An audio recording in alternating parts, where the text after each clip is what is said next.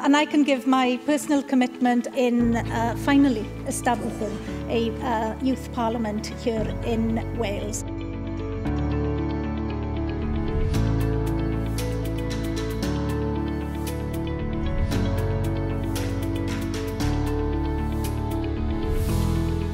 Gynnu nhw fwy o dan yn ei bol, oherwydd maen nhw'n newydd iddo fo, maen nhw'n teimlo na dyma di fy adeg i, dwi'n cael dweud yn y ffordd mae ngwlad i'n cael ei redeg wan. Dwi'n teimlo fatha mod i'n bwysig ac felly mod i'n cael pleidleisio. Mae fe'n allweddol bod pobl ifanc yn cael llais o fewn democratiaeth a mae cael Senedd ieuenctid i gyfathrebu rhwng y bobl ifanc a'r gwleidyddion yn galluogi i'r farn hon gael ei drosglwyddo i'r gwleidyddion gan y bobl ifanc. Byddwn ni'n eisiau gweld bobl ifanc yn trafod beth sy'n mynd i effeithio ar dyfodol nhw neu ar bresennol nhw. Trafod pethau fel addysg, pethau fel lleihau oedran, pleidleisio, peth sy'n mynd i effeithio yn uniongyrchol ar bywydau pobl ifanc wedyn.